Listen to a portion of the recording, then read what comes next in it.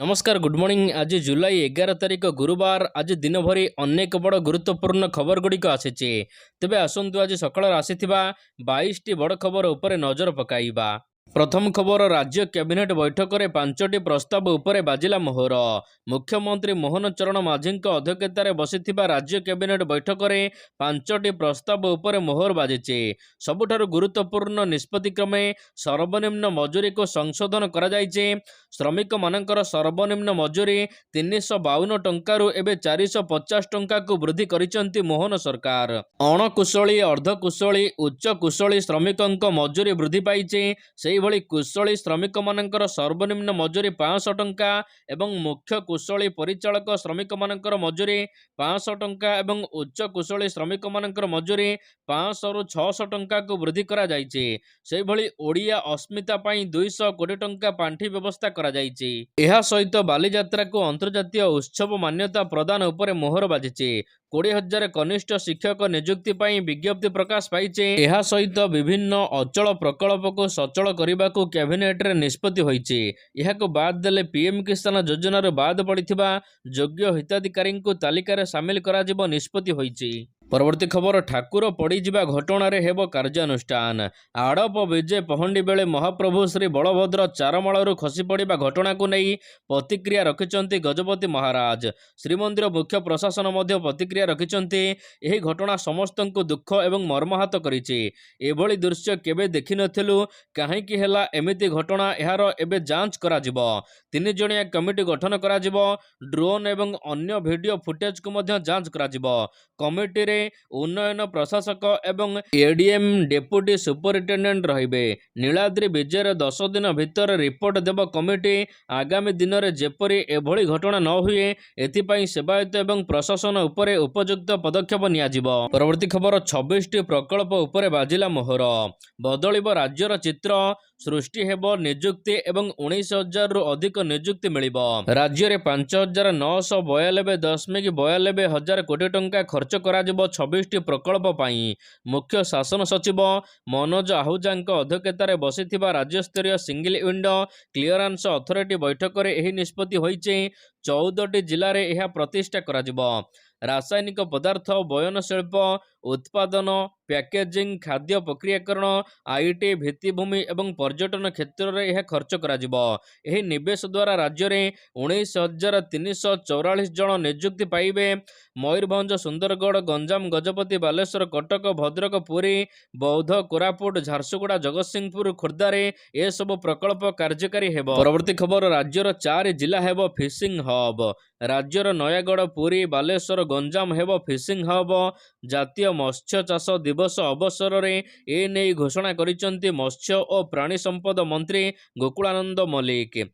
उत्पादन को बिक्री पर्यंत कराजिबो समस्त सुविधा। बालेश्वर बस्तारे होलसेल मार्केट पाई 78 कोटी टंका टेंडर प्रक्रिया चलीची। सेहीपरि भुवनेश्वर रे होलसेल मार्केट पाई जमी अधिग्रहण पाई राज्य सरकार पाखरे आवेदन करा जायछि। प्रति जिले में रिटेल आउटलेट व्यवस्था करा जिवो। धामरा, चांदीपुर रे विक्रय व्यवस्था पाई अपग्रेडेशन करा जिवो। वर्तमान ओडिशा मत्स्य चाष उत्पादन क्षेत्र में 4थ स्थान रे अछि। एहाको 1 नंबर करने को समस्त उद्यम करा जिवो। परवर्ती खबर, ओडिशा रे पीएम श्री लागू पाई एमयू। प्रधानमंत्री school for rising India PM Shri योजना को ओडिशा रे लागू करा जिवो। केंद्र शिक्षा मंत्रालय एवं ओडिशा सरकार मध्य बुझामण पत्र स्वाक्षरित होइथिबा नै सूचना दैचंती विद्यालय एवं गणशिक्षा मंत्री नित्यानंद गंड। केंद्र शिक्षा मंत्री धर्मेंद्र प्रधान नेतृत्व में केंद्र शिक्षा राष्ट्र मंत्री जयंत चौधरी एवं ओडिशा शिक्षा सचिव उपस्थिति में बुझामणा पत्र स्वाक्षरित होइछि। देश में केंद्र सरकार, राज्य सरकार एवं स्वायत्त संस्थागुड़िक द्वारा परिचालित विद्यालय गुड़िकर भित्तिभूमि एवं गुणवत्ता वृद्धि करने योजना एहार लक्ष्य। परवर्ती खबर, आसंता 17 तारिख में सृष्टि हेब लघुचाप। आसंता 14 तारिख में ओडिशा उपकूल उत्तर पश्चिम बंगोपसागर रे एक घूर्णिबलय सृष्टि हो पारे।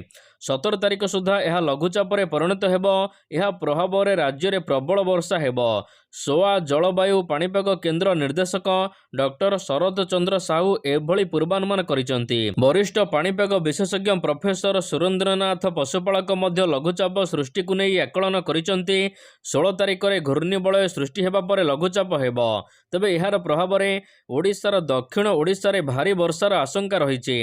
अनेपटे आसंता 3 दिन पर्यंत खोर्धा, ढेंकानाल, जाजपुर, भद्रक, देवगढ़, झारसुगुड़ा और सुंदरगढ़ जिले में हल्कार मध्यम धरणर वर्षा हो पारे। भुवनेश्वर में 14, 15 और 16 तारिख में भारी वर्षा संभावना रही। परवर्ती खबर रत्न भंडार खोलने को नहीं आसिला एसओपी। श्रीमंदिर रत्न भंडार खोलने को नहीं आसिला एसओपी। जस्टिस विश्वनाथ रथଙ୍କ अध्यक्षतार गठित कमिटी रत्न भंडार खोलने नहीं एसओपी प्रस्ताव देइचंती। पाखापाखि एथिरे 20टी सुपारिश करा जाइछे। सूचना अनुसार रत्न भंडार भितर को मोबाइल मना, पूरा गणतिर भिडियोग्राफी करा जिवो। रत्न भंडार तदारख कमिटी सदस्य, मैनेजमेंट सदस्य, रत्न भंडार दायित्व थिबा सदस्य, इनचार्ज जिलापाल एवं एडीएम भितरक जिबे। यह सहित श्रीमंदिर प्रशासनर चाबी रे न खोलिले ताला उपरे ज्ञान थिबा व्यक्ति को अणाजिबो। ताला दरकार पड़िले भंगा जिवो। सेहीपरि साप धराली को मध्य सांगरे नियाजिबो। डाक्तरी टीम को मध्य सांगरे नियाजिबो। बैकअप सहित उपयुक्त आलोकीकरण व्यवस्था करा जिबाकू एसओपी रे कुहा जायछि। तेबे आसंता 14 तारिख में खोलिब श्रीमंदिर रत्न भंडार। परवर्ती खबर छाड़पत्र पर मुस्लिम महिला को मिलिब भरण पोषण। छाड़पत्र पर मध्य आईनगत दृष्टि स्त्रीर भरण पोषण दायित्व नेबाकू स्वामी बाध्य। रक्षणाबेक्षण क्षेत्र में धर्म बाधा सृष्टि करिपारिबो नाही बोली सर्वोच्च अदालत एक मामलार शुणाणी करी कहिसंती। मुस्लिम महिला अधिकार को नहीं सुप्रीमकोर्ट एभली राय शुणाइचंती। छाड़पत्र पर मध्य मुस्लिम महिला को तांको पूर्वतन स्वामी भरण पोषण देवाक बाध्य बोली सुप्रीमकोर्ट कहिसंती। परवर्ती खबर काहींके बदलिला लक्ष्मी बसर रंग कहिले परिवहन मंत्री। काहींके बदलिला बसर रंग, सरकारक निष्पत्ति पछरे कारण कौन? लक्ष्मी बसर रंग परिवर्तन को नहीं बड़ बयान देइचंती परिवहन मंत्री विभूति भूषण जेना। मंत्री कहिसंती लक्ष्मी बस रे कौनसी रंग नथिला, एथिरे स्टिकर मरा जाइथिला। गोटिए दलर उद्देश्य को साकार करने को सेमाने तांको दलर रंग लगाइथिले। यह सहित तांकर दलीय संकेत मध्य बस रे स्थानित करथिले। तबे मंत्री कहिसंती पूर्व सरकार स्टिकर लगाई निर्वाचन पर यहाको बंद कर देबार योजना करथिले। बीजेडी एबे हिसाब देउ एथिरे केते क्षति होइचे, केते लोकों को सेवा मिलिचे। परवर्ती खबर श्रावण जलाभिषेक पाई प्रस्तुति। आरोड़ी रे बाबा आखंडलमणि पीठ रे श्रावण जलाभिषेक केमिति सुरुखुरु रे समापन करा जिवो ए नै गतकाली जिलापाल अध्यक्षतार प्रस्तुति बैठक बसिथिला। तेबे जुलाई 22 तारिख सोमवार ठारू आरंभ होगा जाउचे जलाभिषेक पर्व। अगस्ट 19 तारिख यह शेष हेब। विशेषकर काउड़िया मानकर सुविधा, यह सहित शांति श्रृंखला रक्षा, गहली नियंत्रण उपरे एबे अधिक गुरुत्व दिया जाउची। परवर्ती खबर भोकरे बाबा चंद्रशेखर 2 दिन हेब नीति विभ्राट उपास रे ठाकुर। ढेंकानाल जिलार प्रसिद्ध शैवपीठ कपिलास रे गत 2 दिन हेब महाप्रभु श्री श्री चंद्रशेखर जीव महादेव नीति विभ्राट हेबा द्वारा ठाकुर उपास रे अछंती। एहाकु नै साधारण रे एबे तीव्र असंतोष प्रकाश पाउचे। सोशल मीडिया रे एहाकु नै मध्य अनेक कथा उठुचे। तेबे केतक श्रद्धालु एक्स माध्यम रे समस्या को पोस्ट करी मुख्यमंत्री, केंद्रमंत्री एवं राज्य सरकार एवं जिलापाल दृष्टि आकर्षण करुचंती। परवर्ती खबर बलभद्र श्रीमुख को गभीर बाधा। दारू ब्रह्म श्रीअंग को ध्यान नहीं। ठाकुर मुखमंडल को गभीर बाधा पहुंची कहार निघा नहीं। 3 दिन हेब कला ठाकुर रथारूढ़ होई एभली परिस्थिति रे रहिले। भक्त सेवकों ठारू आरंभ करी श्रीमुख दर्शन करी एभली क्षोभ प्रकाश करिसंती अनेक भक्त। तथापि श्रीमुख सिंहार होई पारिला नहीं। तेबे रथयात्रा पाई चाकचक्य को गुरुत्व दिया जाउची।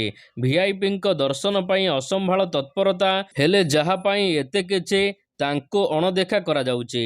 परवर्ती खबर जियो देला पुणी झटका। देशर अग्रणी टेलिकम कंपनी रिलायंस जियो गत मासरे रिचार्ज प्लान दर वृद्धि करिथिला। यह सहित कंपनी तार 2टी सस्ता प्लान को मध्य बंद करिथिला। जुलाई 3 तारिखରେ ଗ୍ରାହକଙ୍କ ପାଇଁ ଜିଓ ସେବା ମହଙ୍ଗା ହୋଇଛି। ସେହିପରି ଚଳିତ ମାସର ପ୍ରଥମ ସପ୍ତାହରେ କମ୍ପାନୀ ତାର 10ଟି ପ୍ଲାନ୍କୁ ଲିଷ୍ଟରୁ ହଟାଇ ଦେଇଛି। ତେବେ କମ୍ପାନୀ ଜିଓ ଗ୍ରାହକଙ୍କୁ ପୁଣି ଝଟକା ଦେଇଛି। କମ୍ପାନୀ ଏବେ 149 ଟଙ୍କିଆ ପ୍ଲାନ୍କୁ 179 ଟଙ୍କିଆ ପ୍ଲାନ୍କୁ ରିମୁଭ୍ କରିଦେଇଛି। ଏହା ସହିତ କମ୍ପାନୀ କିଛି ପ୍ଲାନ୍ର ଦାମ ବୃଦ୍ଧି କରିଛି। ତେଣୁ ଏଣିକି ସିମ୍କୁ ଆକ୍ଟିଭ୍ ରଖିବାକୁ ହେଲେ ଗ୍ରାହକଙ୍କୁ ପୂର୍ବ ଅପେକ୍ଷା ଅଧିକ ଅର୍ଥ ଗଣିବାକୁ ପଡ଼ିବ। ପରବର୍ତ୍ତୀ ଖବର, ଭାରତରେ ହେବ 6 ନ୍ୟୁକ୍ଲିୟର ପ୍ଲାଣ୍ଟ।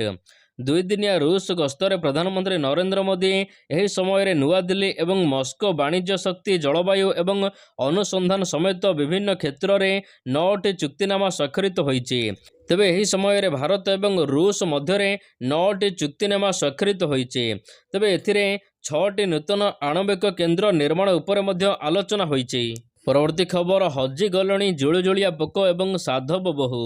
ଅନନ୍ତ କାଳରୁ ମଣିଷ ସହିତ ମଣିଷର ଜୀବନଶୈଳୀ ସହିତ ସିଧାସଳଖ ଭାବରେ ଜଡ଼ିତ ଅଛନ୍ତି ଏ ସମସ୍ତ କୀଟପତଙ୍ଗ। ତେବେ ଏହାରି ମଧ୍ୟରେ ଆଉ ଦେଖିବାକୁ ମିଳୁନାହିଁ ଜୁଳୁଜୁଳିଆ ପୋକ ଏବଂ ବିଲୁପ୍ତ ପ୍ରାୟ ଅଛନ୍ତି ସୁନ୍ଦରୀ କଙ୍କଡ଼ା। ଗ୍ରାମାଞ୍ଚଳରେ କାଁ ଭାଁ ଦେଖିବାକୁ ମିଳୁଥିବା ବେଳେ ସହର ଅଞ୍ଚଳରେ ଆଉ ଜୁଳୁଜୁଳିଆ ପୋକର ଦେଖା ମିଳୁନି। ସେହିପରି ଅନ୍ୟଟି ହେଲା ଲାଲ ଭେଲଭେଟ୍ ମାଇଟ୍, ଯାହାକୁ ଓଡ଼ିଶାର ଲୋକେ ଲାଲ ଟୁକୁଟୁକୁ ସାଧବ ବୋହୂ କହନ୍ତି।